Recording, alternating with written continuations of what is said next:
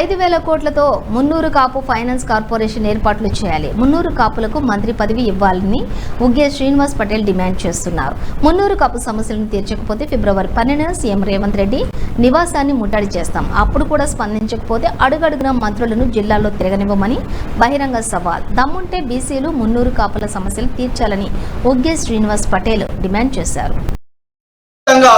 ఆ రోజు కూడా బీఆర్ఎస్ ప్రభుత్వంలో కేవలం మున్నూరు కాపులకే ఎటువంటి లబ్ధి చేకూరలేదని చెప్పేసి ఆ రోజు నుంచి ఈ రోజు వరకు పోరాటం చేస్తూ ఉన్నాం. కానీ యాదవులు, గౌడన్నలు, ముదిరాజులకు సరైన ప్రాతినిధ్యం బీఆర్ఎస్ ప్రభుత్వంలో ఇవ్వడంతో వారందరూ కూడా కార్పొరేషన్లు కావాలని ఎక్కడ కూడా డిమాండ్ చేయలే. కానీ తెలంగాణ బలహీన వర్గాల సమితి ప్రతి కులాలకు కార్పొరేషన్లు కావాలి అని చెప్పేసి ఆ రోజు కామారెడ్డి బీసీ డిక్లరేషన్లో చెప్పడంతో మా సోదరులంతా బీసీ కులాలంతా కూడా బాగుండాలని చెప్పి మున్నూరు కాపులం ఆ రోజు చేసిన పోరాటం ఫలితంగానే 16 కులాలకు కార్పొరేషన్లు ఇస్తామని చెప్పేసి ఆ రోజు మాట ఇవ్వడం జరిగింది.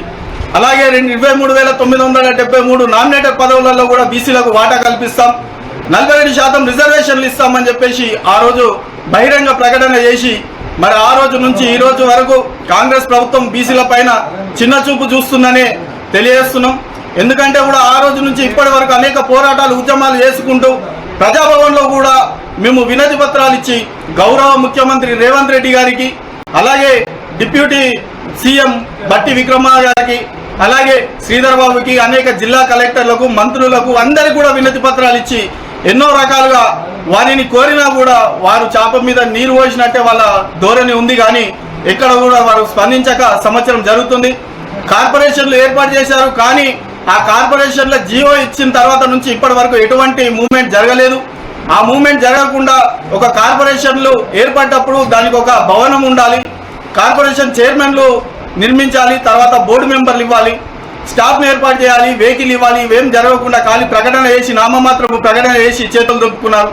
మరి మున్నూరు కాపులకు 5,000 కోట్లతోటి కార్పొరేషన్ ఏర్పాటు చేయాలని చెప్పేసి ఫిబ్రవరి 5వ తేదీ వరకు గౌరవ ప్రభుత్వానికి కూడా మేము విన్నవించి వారికి టైం ఇవ్వడం జరిగింది.